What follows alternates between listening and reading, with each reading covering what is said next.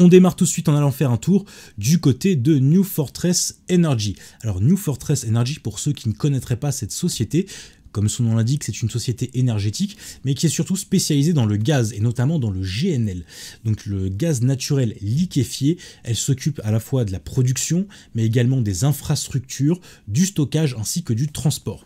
Alors pourquoi cette opportunité nous intéresse? Tout simplement parce que en ce moment, on s'attend à une forte hausse de la demande à venir de GNL, enfin de gaz de façon générale, mais aussi et surtout de GNL en Asie et en Amérique latine.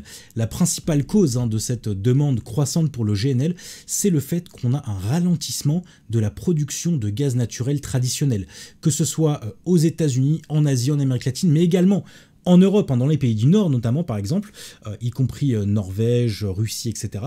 Globalement, le gaz naturel classique est en train de s'épuiser. Alors attention, je ne suis pas en train de tirer la sonnette d'alarme, on est simplement sur une pente descendante qui devrait s'accélérer au profit justement du gaz GNL. Et donc ça permet, cette tendance, de faire naître un nouveau marché dans lequel pourrait s'engouffrer New Fortress Energy. En parallèle, du côté de New Fortress Energy, on a aussi eu depuis 2020 de gros investissements qui ont été réalisés dans ces infrastructures et dans ces capacités de production. On parle pour l'instant de plus de 5 milliards de dollars déjà investis, mais surtout, une partie des projets ont déjà commencé à porter leurs fruits, puisque directement liés à ces investissements, on a eu en 2023 824,2 millions de dollars de chiffre d'affaires généré. Ce qui montre ici que ces investissements ont d'ores et déjà été effectués. Maintenant, on arrive dans la phase tout simplement de rentabilité, celle entre guillemets où on va encaisser l'effort qui a été précédemment fourni depuis 2020. Et ce qui fait que niveau timing, c'est également un bon moment pour entrer sur le titre. On poursuit également avec toujours cette histoire de timing et de bon moment, la mise en service justement de nouvelles installations au Nicaragua, au Brésil et au Mexique qui devraient chacune au sein de chacun de ces pays entraîner une augmentation du BPA, c'est-à-dire du bénéfice par action, respectivement de 56% au Nicaragua, plus 77% au Brésil, mais surtout plus 89% dès cette année au Mexique. Tout autant de raisons supplémentaires justement qui font que c'est maintenant qu'il va falloir investir sur cette action New Fortress Energy avant qu'elle ne commence à monter en flèche. En parallèle, donc à ça, pour compléter cette analyse, ces explications avant d'aller voir le graphique, on est ici sur une opportunité d'investissement sur 12 mois, sur un an, potentiellement plus.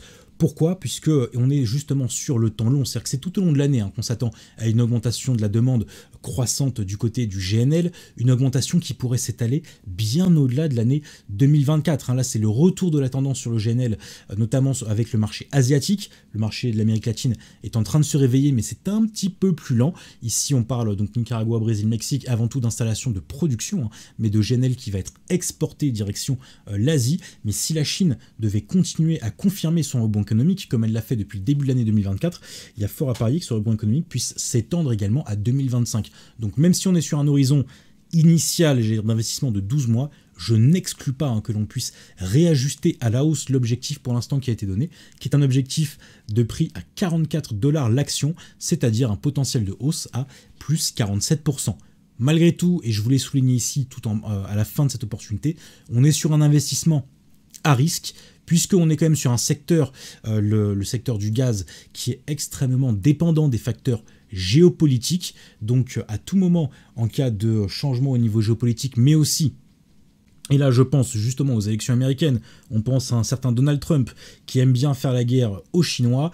En cas d'élection, on pourrait avoir, et surtout d'ajustement de la politique de Donald Trump, on pourrait avoir un revirement ici, un risque qui pourrait peser à la fois sur l'ensemble du marché et donc sur le titre New Fortress Energy. Alors c'est un risque qui se manifesterait évidemment en fin d'année, pas avant. Malgré tout, il est présent, comme on est sur un investissement de 12 mois, horizon 1 an, je tiens quand même à le préciser. Alors, on va pouvoir aller voir le graphique tout de suite de New Fortress Energy. Avant ça, je reviens rapidement sur le chat. Tiens, je vois qu'on a Frédéric qui nous a rejoint, qui nous dit bonsoir. Salut à toi Frédéric, bienvenue parmi nous ici ce soir En Direct de la Bourse.